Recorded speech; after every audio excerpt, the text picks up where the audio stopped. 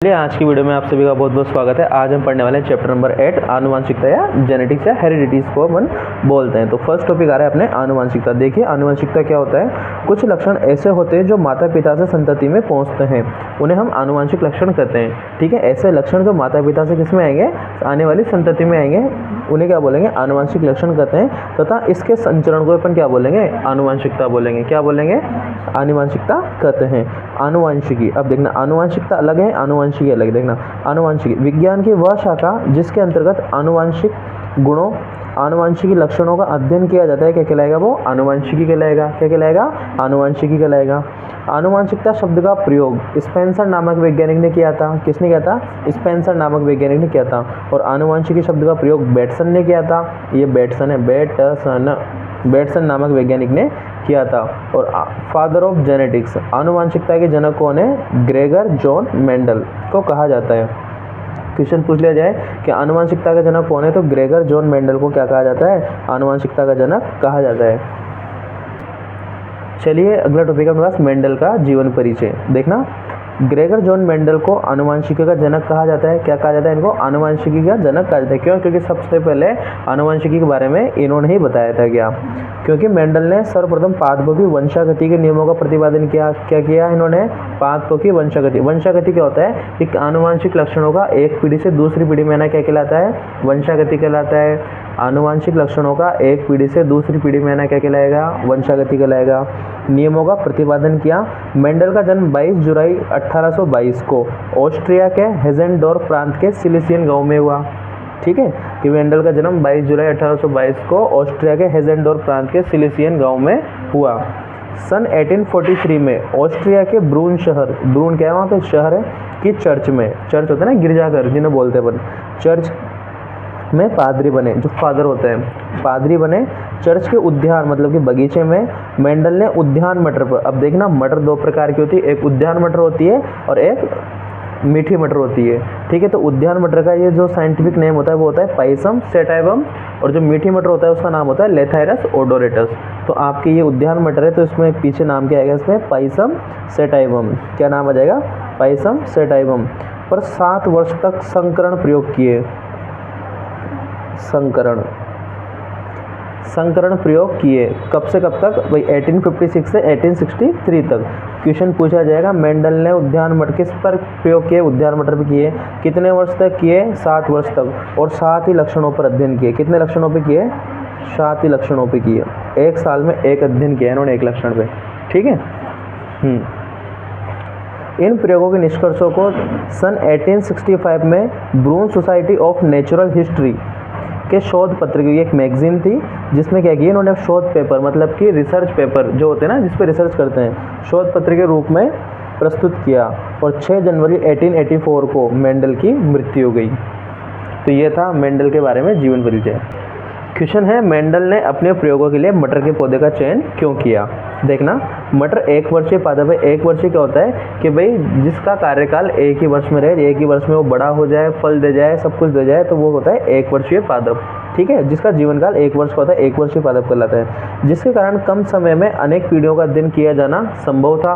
ये मटर क्या है, 1 वर्षीय पादप था, एक ही वर्ष में बढ़ जाएगा, सब चीज़ों पे इस पर अध्ययन कर सकते हैं अपन। ठीक है, अगर ये नीम, आम, अदरक, वो बरगद वगैरह पे करता तो वो तो 20-20, 25-25 साल में तो बड़े होते हैं, फिर उसमें किस किस पीढ़ी का कब तक अध्ययन करता, इसलिए इसने मटर का पादप का चयन इसलिए किया। पहला पॉइंट। तो द्विलिंगी पुष्प होने के कारण, अब हमने द्विलिंगी पिछले चैप्टर में पढ़ा है, क्या होता है कि जिसमें नर तथा मादा दोनों ही युग्मनज पाए जाएंगे, क्या कहलाएगा, वो द्विलिंगी पाया जाएगा। नर के क्या होता है पुंकेसर और मादा के क्या होता है स्त्रीकेसर।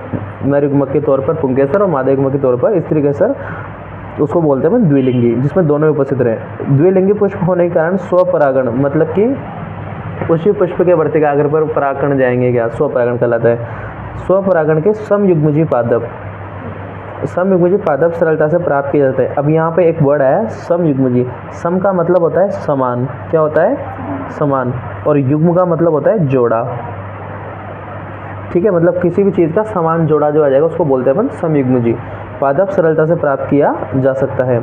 अगला है विपुंसन विधि द्वारा कृत्रिम परागण। कृत्रिम क्या होता है, जो मानव द्वारा किया जाता है। अब परागण ये सब चीज़ें क्या है, ऑटोमेटिक होती हैं क्या, ठीक है, नेचुरल है सब चीज़ें। अब इनको अपन खुद करवाएंगे तो उसको क्या बोलेंगे अपन, कृत्रिम परागण बोलेंगे। और उस विधि का नाम क्या होता है, विपुंसन विधि। इसमें पौधे के वहाँ पे अपन खुद परागण को डालते हैं और उस पर थैली लगा के उनको बांध देते हैं, तो ये विपुंसन विधि कहलाती है। कृत्रिम परागण आसानी से किया जा सकता है। मटर के पौधे में विभिन्न विपर्यासी लक्षणों के जोड़े पाए जाते हैं, जैसा कि हमने इस टेबल में आपको बताया है। देखिए ये टेबल है, इसमें मटर के 7 लक्षणों को हमने बताया जो मेंडल ने अध्ययन किया है। सबसे पहला लक्षण है पादप की ऊंचाई, ठीक है। अब इन सभी के 2 लक्षण होते हैं क्या, ठीक है, एक प्रभावी लक्षण होता है, एक अप्रभावी लक्षण होता है। प्रभावी लक्षण क्या है, जो अपने आप को प्रकट करते हैं वो प्रभावी, और जो अपने आप को प्रकट नहीं कर पाएंगे वो अप्रभावी कहलाएंगे क्या, ठीक है। और ये एक दूसरे के क्या होते हैं, विपर्यासी होते हैं, मतलब कि अपोजिट होंगे क्या, ठीक है। पादप की ऊंचाई में प्रभावी लक्षण कौन है, लंबेपन का, और अप्रभावी कौन है, बौनेपन का। पुष्प की स्थिति कक्षीय और अग्रस्त। कक्षीय मैंने बोला था कि पौधा दोनों साइडों में ग्रोथ करेगा क्या, और अग्रस्त का मतलब है आगे बढ़ना। तो कक्षीय तो क्या है, प्रभावी स्थिति, और अग्रस्त क्या है इसकी, अप्रभावी स्थिति। परिपक्व फली की आकृति। परिपक्व मतलब बिल्कुल पूर्ण रूप से पक जाना। उसकी आकृति कैसी होगी, फूली हुई, ठीक है। मटर जब फूली हुई रहेगी तो क्या है, प्रभावी है, और संकणित मतलब कि सिकुड़ी हुई, वो क्या रहेगा, अप्रभावी रहेगा क्या। और अपरिपक्व फली का रंग कैसा होता है, हरा, ये क्या है इसका प्रभावी लक्षण है, और अप्रभावी क्या हो जाएगा, पीला, ठीक है। और पुष्प का रंग, अगर बैंगनी रंग के फूल है तो प्रभावी लक्षण है, और अगर सफ़ेद है तो वो क्या है, अप्रभावी है क्या। बीज की आकृति देखिए गोलाकार, मटर के जो बीज लाते हैं एकदम गोल होते हैं तो क्या है, प्रभावी है, और अगर झुर्रीदार होते हैं सिकुड़े हुए क्या, तो वो कैसे होते हैं, अप्रभावी लक्षण है। बीज का रंग पीला होता है, पीला क्या है, प्रभावी लक्षण है, और हरा क्या है, अप्रभावी लक्षण है क्या। चलिए अब अपने पास आ रहा है एकल संकर संकरण।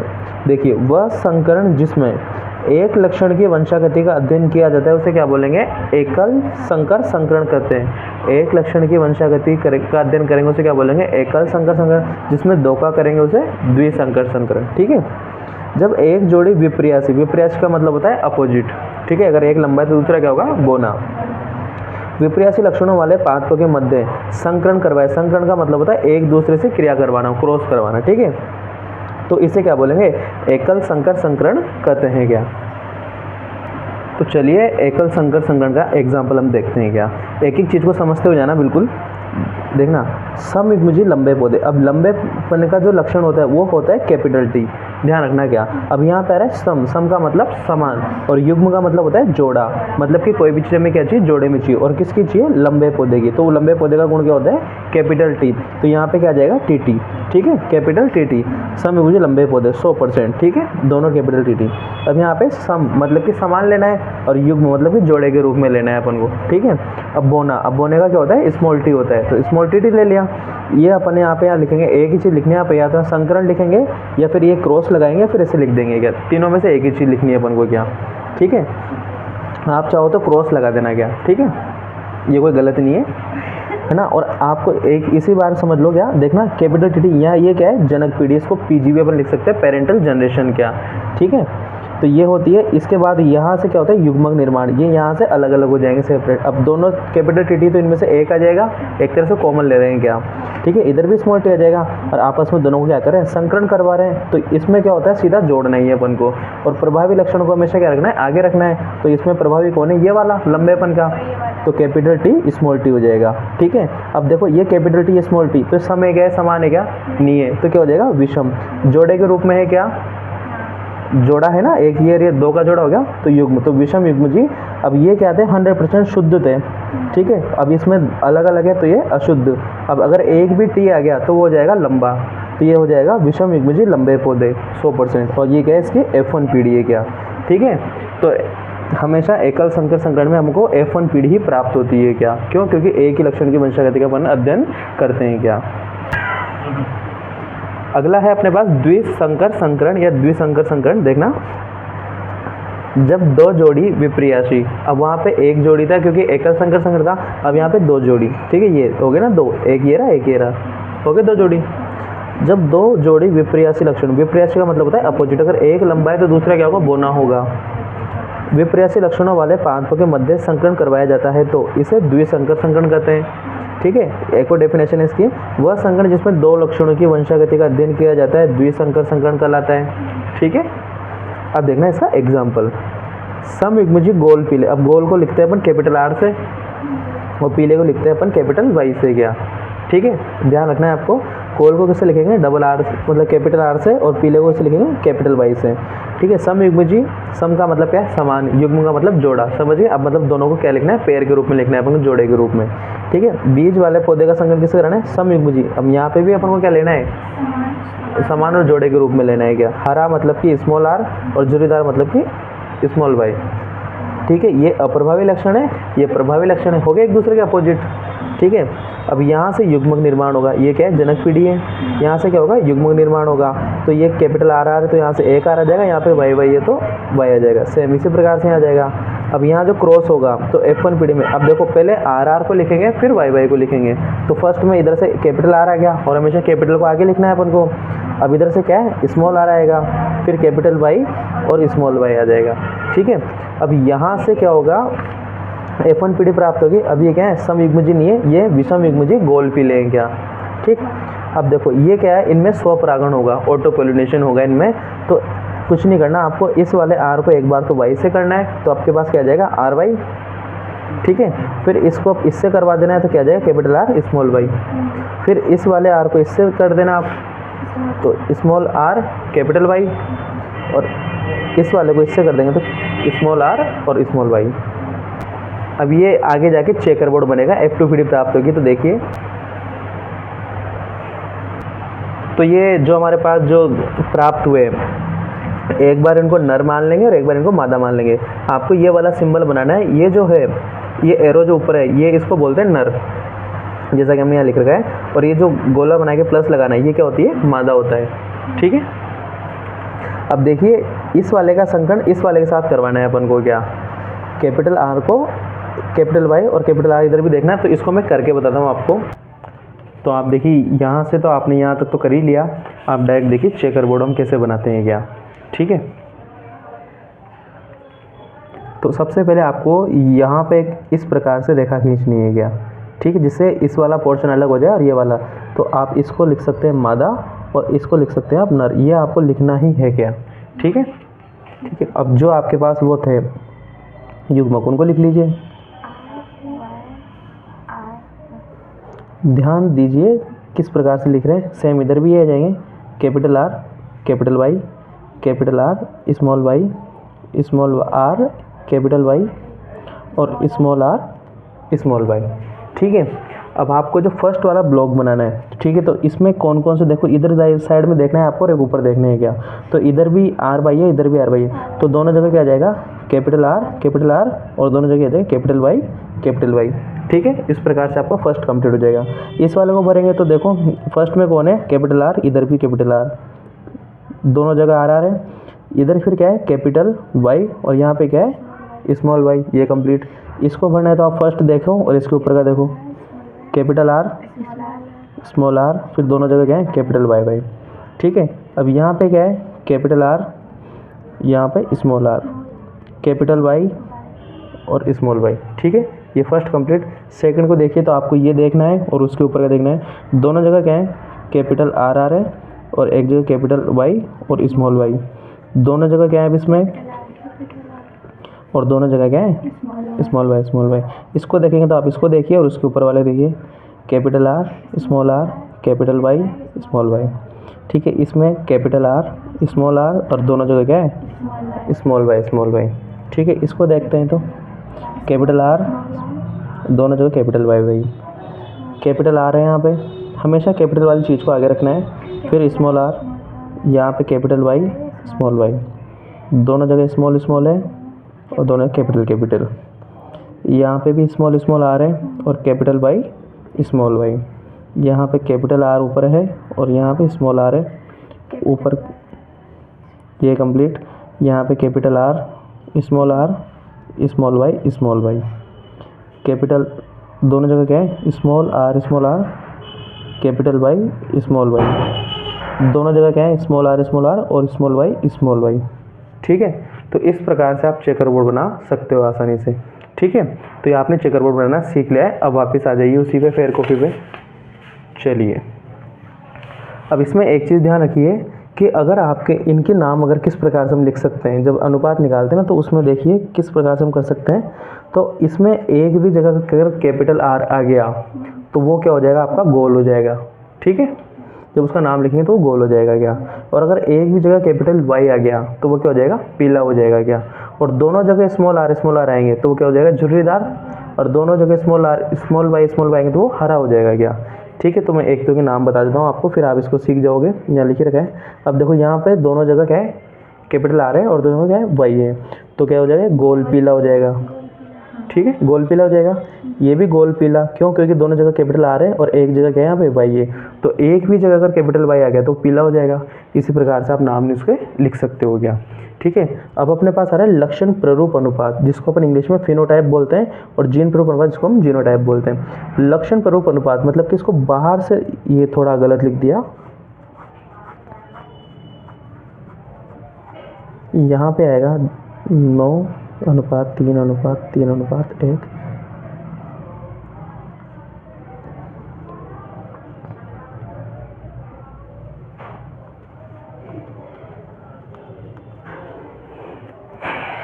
चलिए, लक्षण प्ररूप अनुपात क्या होता है कि बाहर से देखने पर कितनी चीज़ें अपन को एक जैसी दिखती है, वो लक्षण प्ररूप अनुपात होता है। और जो जीन प्ररूप अनुपात क्या होगा, जिसको अपन अंदर से एक एक चीज़ देखें, जैसे ये कैपिटल सब इसमें है क्या, तो ये शुद्ध रूप से क्या है, गोल पीला है क्या। ठीक है, अब ये होने में तो ये भी गोल पीला है, अपन ये क्या है, अशुद्ध गोल पीला है। ठीक है, तो लक्षण प्ररूप अनुपात फिनोटाइप देखना, इसका क्या होता है, 9:3:3:1 क्या होता है। इसको आप 9:3:3:1 से भी याद रख सकते हो। अब इसमें क्या है, ये सेम आपको 9 क्या मिलेंगे, गोल पीले मिलेंगे। फिर उसके बाद जैसे कि आपको, जैसे आगे तुम बढ़ोगे क्या नाम से, ये स्मॉल आर, तो ये क्या है, झुर्रीदार पीले, तो इसे आपको 3 मिलेंगे। इसी प्रकार से आप इनके भी निकाल सकते हो अनुपात। ठीक है, और जीन प्ररूप अनुपात का सीधा सा आपको याद रखना है ट्रिक से। अगर आप इसे 1:2:2:4:1:2:1:1 से याद रखोगे, ऐसे याद नहीं होगा, और कर सकते हो तो अच्छी बात है, पर आप सीधा ट्रिक से याद रखें 12:24:12:1। ठीक है, इसको राइम में बोले, आपको याद हो जाएगा एक ही बार में। 12:24:12:1, बीच में अनुपात लगा लेना सबके। ठीक है, 12:24:12:1, ये क्या है, इसका जीन प्ररूप अनुपात, जिसको जीनोटाइप बोलते हैं क्या। ठीक है, और ये क्या है, आपकी F2PD है पूरी। ठीक है, समझ गए, 12:24:12:1, और ऊपर का क्या है, 9:3:3:1। ठीक है, अगर आपने ये सही बनाया तो ये लिख देना आप, फिलहाल कोई दिक्कत नहीं आएगी क्या। तो ये था आपके द्विसंकर संकरण, ये फिनिश होता है जब समविभुजी गोल पीले। अब इसी के बारे में आपको लिखना है क्या, ठीक है ना, इस जो अपन ने बनाया उसी के बारे में लिखना है। तो आप इसको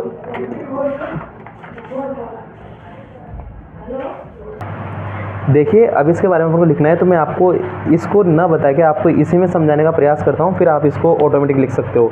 देखिए, ये नियम हमारे पास था द्विसंकर संकरण का। अब देखिए आपको लिखना किस प्रकार से, ये आपको आसानी से बना सकते हो।